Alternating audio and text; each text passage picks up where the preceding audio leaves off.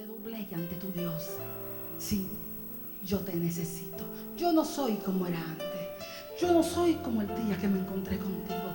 Yo no soy como el día que tú llegaste a mi vida, que yo me sentía flotar y yo sentía que podía hacer. Yo no soy así, Señor, pero yo quiero. No como al principio, yo quiero más que al principio. Yo quiero más que al principio. ¿Cuánto le pueden decir al Señor? Yo quiero más que cuando comencé. Quiero más. Aviva tu obra en mí hoy. Aviva tu obra en mí hoy, porque hoy vengo a ti para beber de ti. Quiero beber de ti. Dígale al Señor, quiero beber de ti. Quiero beber de ti, Señor. Quiero beber de ti.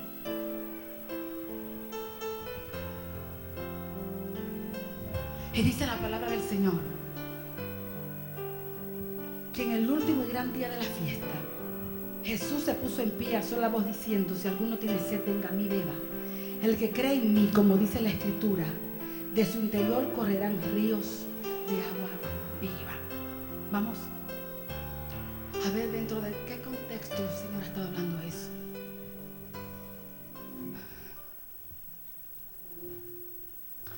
Se estaban celebrando las fiestas de los tabernáculos. Y era una costumbre de ellos los 7 primeros días de estas fiestas de los tabernáculos. Había un sacerdote que tomaba un cántaro de oro, más o menos como de 1,5 litros. Iba al estanque de Siloé, lo cargaba 1,5 litros de agua y iba con voces de júbilo y de alegría, se iba al templo. Y allí junto al altar del holocausto derramaba esta agua. Junto al altar del holocausto en el templo derramaba el agua. Ellos hacían esta ceremonia en recordación. Ellos recordaban la vez cuando en el desierto, aquella roca que brotó agua, en memoria de la roca que brotó agua, ellos hacían esta ceremonia. Ahora bien, vamos a Éxodo. No vayan a Éxodo. Yo voy a ir a Éxodo 17. Les voy a explicar, porque es muy importante que entendamos esto, por qué Jesús dijo lo que dijo justamente en esas fiestas. Cuando este sacerdote hacía estas cosas, como les expliqué, hacían en memoria durante 7 días, día tras día, en memoria, recordando cuando el pueblo de Israel estuvo allí en el desierto, cuando ellos estaban más o menos por un lugar llamado Redifín, en el Éxodo capítulo 17, usted puede leer eso. En aquel lugar el agua escaseó, el pueblo no tenía agua para beber. Y el pueblo, como era su costumbre, comenzaba a rebelarse. Y comenzó a rebelarse. Se rebelaba contra Dios por cuanto hacía quejas contra Moisés. Y de una manera sarcástica. No respetaban la presencia de Dios que estaba en medio de ellos, porque la presencia de Dios estaba en medio de ellos. Y no respetaban la presencia de Dios en medio de ellos. Criticaban con sarcasmo a Moisés y estaban a punto de apedrearle. Y esta era la costumbre siempre del pueblo rebelde. Moisés, era la costumbre de Moisés enseguida ir delante de Dios y aclamar delante de Dios. Cuando Moisés clama delante de Dios, Jehová enseguida le responde a Moisés y le dice: pasa delante de este pueblo, pasa frente a frente a ellos, coge contigo los ancianos de Israel, coge contigo tu vara con la que golpeaste el río, y vete, que yo estaré delante de ti sobre la peña de Oreb. Tú la golpearás y de ella saldrán aguas y beberá todo el pueblo de ella. Ahora fíjese bien, aquella roca brotó agua. Sabemos que brotó agua y estuvo manando agua hasta saciar a todo aquel pueblo. Pero la razón por la que aquella roca brotó el agua no fue porque fue golpeada, porque fue herida con la vara. Fue porque Dios, la presencia de Dios estaba allí. Fíjese bien que él le dijo: pasa delante del pueblo, yo estaré delante de ti sobre la peña de Oreb. O sea que Dios mismo iba a estar sobre aquella peña. Fue Dios quien hizo que aquella roca brotara un manantial de agua, que manaba agua hasta que saciara todo el pueblo, suficiente para todo el pueblo. Ahora bien, cuando nosotros vemos en la primera carta de Corintios, para el capítulo 10, Cuando el apóstol Pablo escribe esta carta, en el capítulo 10 comienza a hacerle memoria, comienza a hacerle a recordar las experiencias del pueblo de Israel. Y en esta carta comienza a contarle sus experiencias para darle una lección, pero a la misma vez les daba una advertencia. Y cuando está escribiendo para el capítulo 10, para allá más o menos, por los versículos creo que 4, 5 o 5 y 6, les dice, porque todos comieron del mismo alimento espiritual. Y todos bebieron de la misma bebida espiritual, porque todos tomaron de la misma roca espiritual. Y aquella roca que los seguía era Cristo. Aleluya. O sea que el apóstol Pablo tuvo una visión bien clara de que ese mediador divino, el Cristo, ya obraba desde entonces, siempre haciendo la obra de mediar entre Dios y el pueblo. O sea que era por medio de él que Dios siempre bendijo a su pueblo.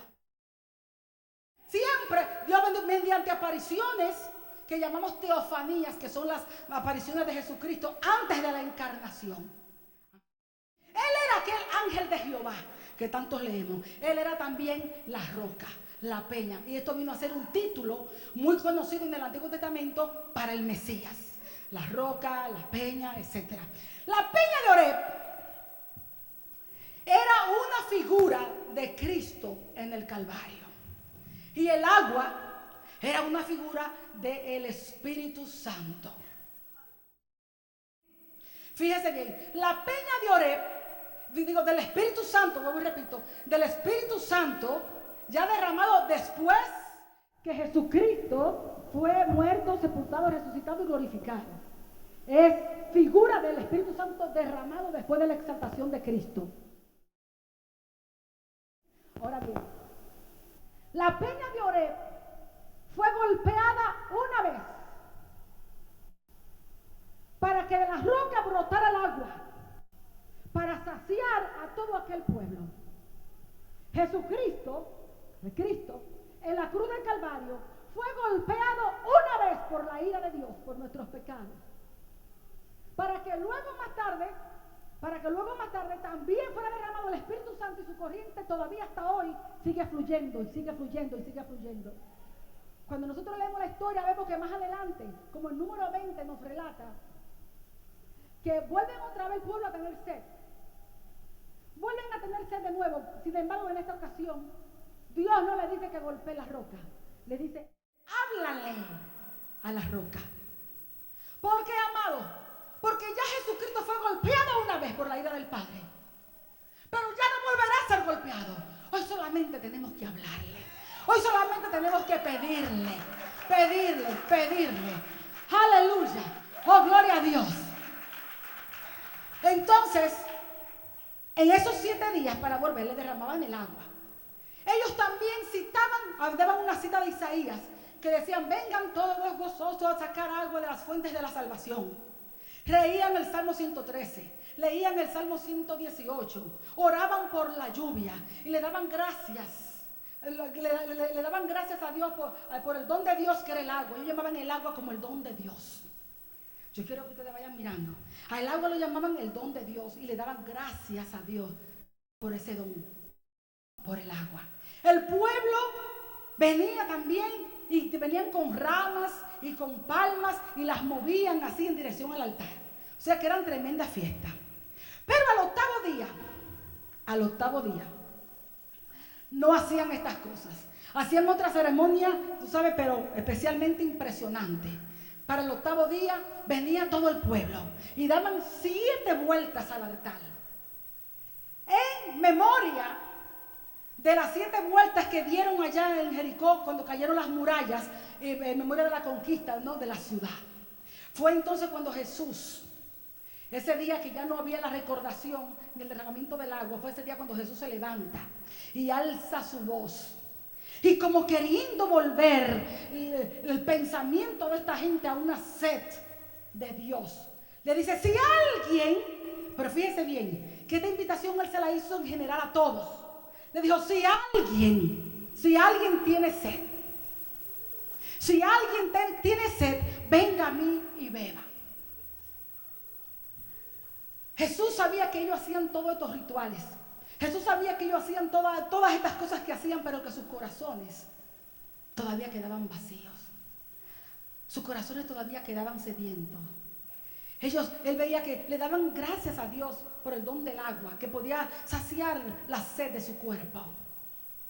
Pero había una sed espiritual que solamente Él podía saciarles. Jesús lo veía como un desierto espiritual, una sequía espiritual. Y solamente Él podía saciar la sed de su alma. Y Jesús le dice, si alguien tiene sed, sed, amados, es deseo de beber. La sed, también se utiliza sed como un sinónimo de deseo. Especialmente cuando hay una ansiedad en el alma por una necesidad espiritual. Sed. Si alguien tiene sed, fíjese bien, la palabra que se emplea es que cuando ya tu alma tiene ansiedad, tu alma por una necesidad espiritual, tú sabes que necesita, tengo sed, necesito, ya mi alma llega a estar ansiosa por ti. Si alguien tiene sed, Jesús dice, venga a mí, Él es la fuente, yo soy la fuente, dice el Señor, venga a mí y beba. Ustedes nos recuerdan el capítulo 4 también, cuando Él tuvo un encuentro con una mujer samaritana. Y estando allí en el pozo de Jacob, le dijo, dame de beber. Y ella le dijo, ¿y tú, judíos, pides de beber a mi mujer samaritana? ¿No ves que los judíos y los samaritanos no nos ligamos? Y Jesús le dijo, si conocieres el don de Dios y quién es que te pide de beber, le pedirías tú a Él. Entonces ella le responde a él, pero si tú no tienes ni siquiera un cántaro con que sacarlo, y el pozo es hondo, ¿acaso eres tú mayor que nuestro padre Jacob, que nos dejó ese pozo y él tomó de él, y tomaron su familia y tomaron sus ganados? ¿Dónde está ese pozo de agua viva para ir a sacarla? Y Jesús le contestó y le dijo, ciertamente los que beben de esta agua volverán a tener sed, pero el que bebe del agua que yo le daré, el que bebe del agua que yo le daré no tendrá sed jamás, porque vendrá, escuche esta palabra, amado, vendrá a ser para él como fuentes de agua que salten para vida eterna. Ay, el Señor dijo que el que bebiera de esa agua no iba a tener sed jamás, porque se iba a convertir en ti como en una fuente que iba a estar continuamente, no iba a ser un agua estancada. Era un agua que iba a correr, y que iba a correr, y que iba a correr, y que iba a correr, y que iba a correr. ¿Lo creemos o no lo creemos? ¿Lo creemos o no lo creemos? ¿Creemos esto que dice el Señor? ¿Lo creemos? Creemos que lo que tú vas a recibir iba a ser un agua que iba a estar fluya, y que no ibas a tener sed jamás. ¿Lo creemos o no lo creemos? Él dice, el que cree en mí, el que tiene fe en lo que yo digo, el que cree lo que yo digo, el que recibe lo que yo digo, como dice la Escritura, de su vientre correrán ríos, serán ríos de agua viva, ríos de agua viva. Oh, gloria a Dios. ¿Y qué ha pasado con nuestros ríos? ¿Lo creemos o no lo creemos, amado? ¿Lo creemos o no lo creemos? Y continúa y dice, esto dijo del Espíritu que habían de recibir, porque todavía no había venido el Espíritu Santo, porque todavía Jesús no había sido glorificado. Hasta ese momento Él hablaba de algo que sería en el futuro. Dijo del Espíritu que había de venir. No era que el Espíritu Santo no estuviera, pero el Espíritu Santo venía de una manera muy especial conforme a las dispensaciones. Venía a ser derramado de una manera muy especial para nosotros. Dijo, porque no había venido el Espíritu Santo, porque Jesús aún no había sido glorificado. Pero hoy ya Jesús ha sido glorificado. Amado, y ya el Espíritu Santo ha sido derramado.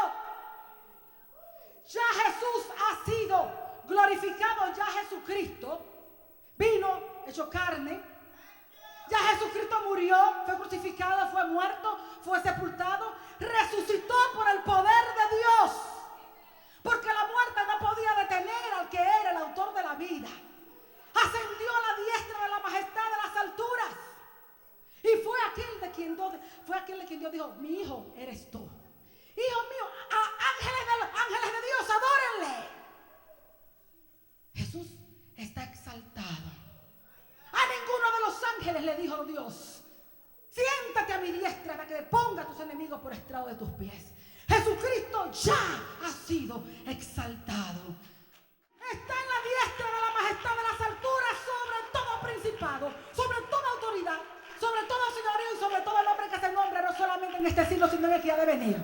Y se lo tengo que volver a repetir, porque Dios el Padre los exalta, los sube y le dio un nombre que es sobre todo nombre, para que ante el nombre de Jesús se doble toda rodilla, de los que están en los cielos, de los que están en la tierra y de los que están debajo de la tierra, y toda lengua confiese que Jesucristo es el Señor.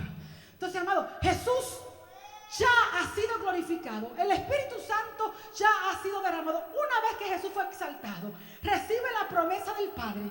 Escuche, ¿lo creemos o no lo creemos? ¿Creemos que Jesús fue exaltado? ¿Creemos que el Espíritu Santo fue derramado? ¿Creemos que esa agua es una agua de vida que es como río, que no tendrá ceja, amado? ¿Creemos? Lo creemos que tiene que fluir en ti para vida eterna. Lo creemos. Cuando Jesús recibe la promesa del Padre, la promesa del Espíritu Santo, un día cuando la recibe, Él le había dicho a sus discípulos: no se vayan, esperen la promesa del Padre, la cual oísteis de mí. Váyanse a Jerusalén. Y estando reunidos 120 en el aposento alto, en el momento dado del cielo, en el momento de ser derramado, esa maravillosa promesa de Dios. Dice la palabra del Señor que vino un estruendo como un viento recio, y vinieron y lenguas como de fuego se posaron sobre las cabezas de cada uno de ellos. Y dice que comenzaron a hablar en otras lenguas. Fueron todos llenos del Espíritu Santo. Fueron todos llenos. Entonces el Espíritu Santo ya ha sido derramado. En ese tiempo habían fiestas en Jerusalén y vinieron de todos los lugares de las naciones. Estaban allí en Jerusalén para las fiestas. ¿Y qué pasó? Que al escuchar, dice la palabra de Dios, que escucharon el estruendo del viento recio. Lo escucharon, vinieron a ver, se aglomeraron a ver qué pasaba. Entonces Pedro, lleno del Espíritu Santo, comenzó a encomendarles y a explicarles qué era lo que había pasado. Y comenzó a contarles toda la historia, y fue bastante valiente para acusarlos y decirles que ellos habían crucificado al autor de la vida. Y comenzó a relatarle toda la historia, y para allá como para el versículo 32, porque es tremendo sermón. Pero para el versículo 32, que es lo que quiero apuntarle a ustedes, y que el Señor le levante fe en este día. Para el versículo 32 le dice: y a este Jesús, a este Jesús que vosotros crucificaste, a este Jesús Dios lo ha resucitado, del cual nosotros somos testigos, y exaltado por la diestra de Dios, y habiendo recibido el Espíritu Santo, lo ha derramado, y es esto que vosotros veis y oís. Y le dijo: porque David no subió al cielo, sin embargo, él mismo es el que dice. Fíjense la visión de David. Dice: David no subió a los cielos, sin embargo, él mismo dice: vi al Señor, le dijo a mi Señor: siéntate a mi diestra hasta que ponga a tus enemigos por estrado de tus pies. Entonces le dice, concluye Pedro y le dice, esto lo vamos a analizar, no voy tan rápido. Entonces concluye Pedro y le dice: sepa pues ciertísimamente toda la casa de Israel que a este Jesús, a quien vosotros crucificasteis, Dios le ha hecho Señor y Cristo. Aleluya. Ahora bien, vamos a analizar estos versos. Dijimos que él hizo una promesa del Espíritu Santo y prometió que esa venida del Espíritu Santo iba a ser agua de ríos de agua viva que iban a fluir a todo aquel que la recibiera. La iba a recibir el que creyera en él. Pero hablaba de algo que todavía no había sido, porque todavía él no había sido glorificado. Pero ya ahora vimos que ya Jesús ha sido glorificado. Hemos visto ya también que el Espíritu Santo ha sido derramado. ¿Lo creemos? Ahora bien, el apóstol Pedro Si en el versículo 33 del capítulo 2 de Hechos, usted ve que dice, exaltado por la diestra de Dios, exaltado y habiendo recibido. El apóstol Pedro lo aclara, claramente lo dice, fue exaltado y después recibió la promesa y luego la derramó. O sea, que la causa del derramamiento del Espíritu Santo o el derramamiento del Espíritu Santo está fundamentado sobre las bases de que Cristo ha sido exaltado. O sea, el apóstol Pedro le está explicando a ellos, este derramamiento que ustedes han visto y oído, esto es la confirmación de que Jesucristo, Jesús, ese que ustedes mataron, es Señor y es Cristo. Ha sido exaltado. ¿Estamos de acuerdo? ¿Estamos de acuerdo? Entonces no tenemos duda de eso. No tenemos duda de eso. Ahora bien, entendemos ahora que el derramamiento del Espíritu Santo, y para dárnoslos a nosotros, no depende de tus méritos. No depende de mis méritos. No depende de lo que tú hagas o dejes de hacer. No depende de lo que yo haga o deje de hacer. Depende de lo que Cristo ya hizo. Eso es para que ustedes entiendan que el derramamiento es para todos. Y no se mire a usted que si merezco, que si no merezco. No depende de tus méritos. Depende de los méritos de Cristo, de lo que Él hizo. El derramamiento del Espíritu Santo no depende de lo que nosotros somos. Depende de lo que hoy Él es, Señor y Cristo. No tenemos ningún problema, iglesia, y yo sé que este problema aquí no lo hay, por lo menos ya en los que ya han nacido de nuevo, que tienen tiempo. No tenemos problemas en creer que si nosotros somos perdonados, la causa de que somos perdonados fue porque Cristo fue crucificado y derramó su sangre. O sea que porque Jesús fue crucificado, puso su vida, por la sangre de Cristo somos nosotros ¿qué? Perdonados. Jesús, a causa de que Jesús fue resucitado, nosotros hoy tenemos una nueva vida, podemos nacer de nuevo porque Él resucitó. No hay problema con eso. Somos perdonados por la sangre de Cristo, por el sacrificio de Cristo. Hemos nacido de nuevo por la resurrección de Cristo, hecho espíritu vivificante para dar vida a todos a los que el Padre les diera. Pues de la misma manera que nosotros no tenemos nada que ver, porque Él fue exaltado de la misma manera, por eso nosotros podemos recibir el derramamiento del Espíritu Santo y ser llenos del Espíritu Santo. Por esa misma razón, o sea que nosotros no tenemos nada que ver. Todo ha sido por lo que Él ha hecho, por lo que Él es. El derramamiento del Espíritu Santo no es para ver cuán grande nosotros somos. El derramamiento del Espíritu Santo es para confirmar cuán grande es Él. Oh, gloria sea su nombre. Gloria sea su nombre. Para eso ha sido derramado. Para confirmar cuán grande es nuestro Dios. Gloria sea a su nombre. Entonces, amado, escuche esto. Entonces, si ya Él ha sido exaltado, si ya Él hizo todo, ya Él murió, resucitó, ascendió, fue exaltado, ha derramado el Espíritu Santo, ¿qué pasa? ¿Por qué no somos llenos continuamente si Él dijo que el que cree en mí, como dice la Escritura, Él dijo que el que lo recibe, a quien se lo diera, el que recibe, Él dijo, que será como una fuente que salte para vida eterna, que serán como ríos de agua viva en su vientre. Ríos, agua viva que corre, no se estancada, porque el agua que se estanca apesta. Ríos, tienen que fluir ríos de agua viva. ¿Qué pasa? Es posible que somos su iglesia y no tengamos esos ríos corriendo en nosotros. Es posible que ya Él ha sido exaltado, que ya Él hizo todo cuanto tenía que hacer, y no seamos nosotros continuamente llenos. Usted sabe que en el día de Pentecostés, cuando fue derramado en aquel momento, aquel bautismo, fue una iniciación a una vida de plenitud continua en el Espíritu. Fue una iniciación a una vida y testimonio de ser continuamente llenos del Espíritu. Continuamente llenos del Espíritu. Por eso Él dice en presente continuo: lo que tenga sed, venga a mí beba, venga a mí beba, venga a mí beba. Todos los días hay que beber, todos los días, para que el río no pare, para que el río siga fluyendo.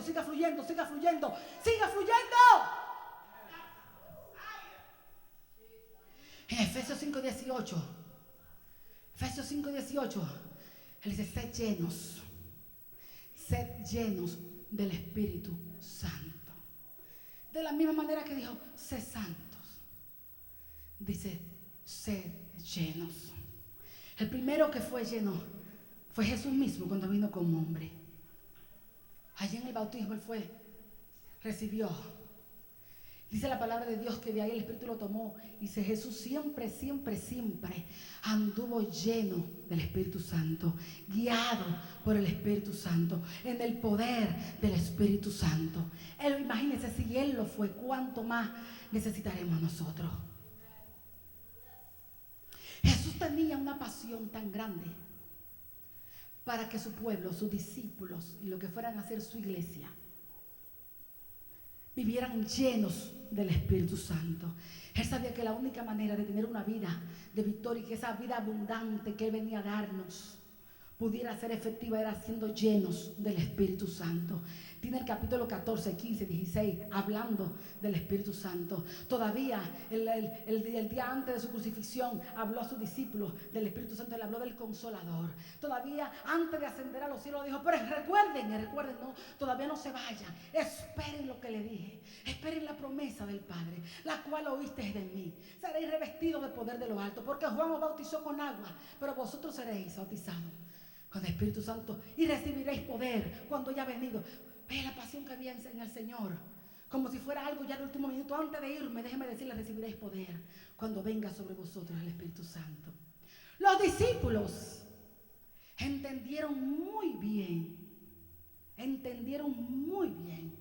la pasión del Maestro de ser lleno. Ellos lo comprendieron, amado.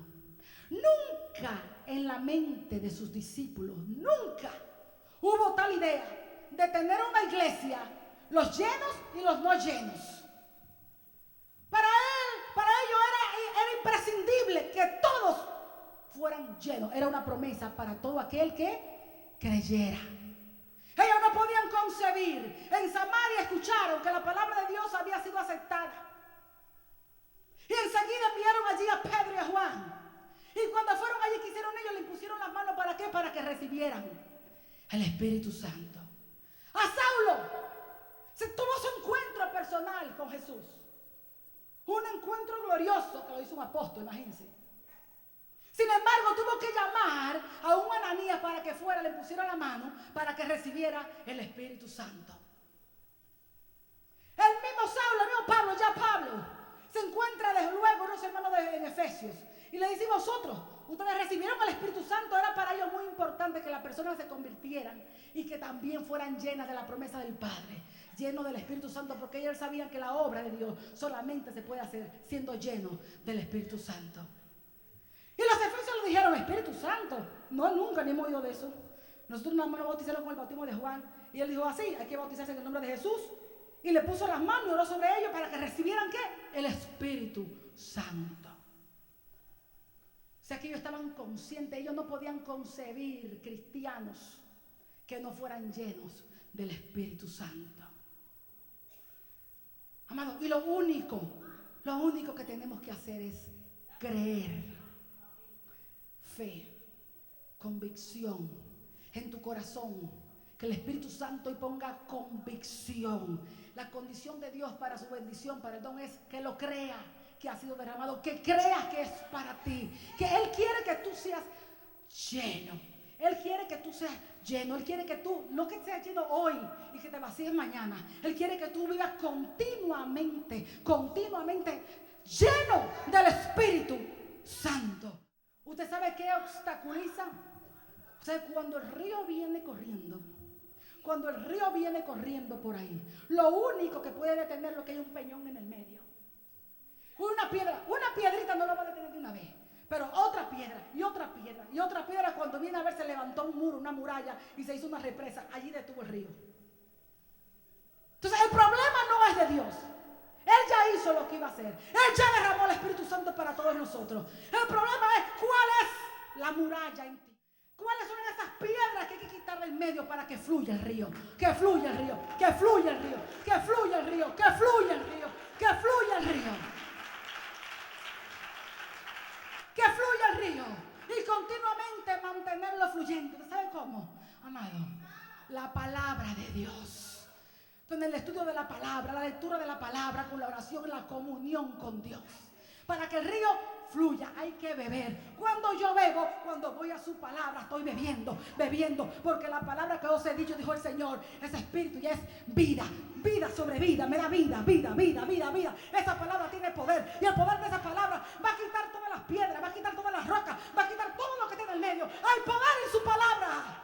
Y el poder de la palabra va a derribar las represas, va a derribar las murallas, va a derribar los muros, va a quitar del medio todo, porque hay poder en la palabra de Dios. Hay poder. ¿Cómo va el río a fluir si no amas la palabra de Dios? Y cuando el poder de la palabra de Dios quita todo obstáculo, y quita toda peña, y quita toda piedrecita, y quita toda muralla, y quita toda pared levantada, fluye el deseo de orar, fluye el deseo de adorar y de buscar su rostro continuamente, porque los ríos tienes para ti y tienes para darle a tu hermano y para dar al otro y para el nuevo que llega y para aquel más débil.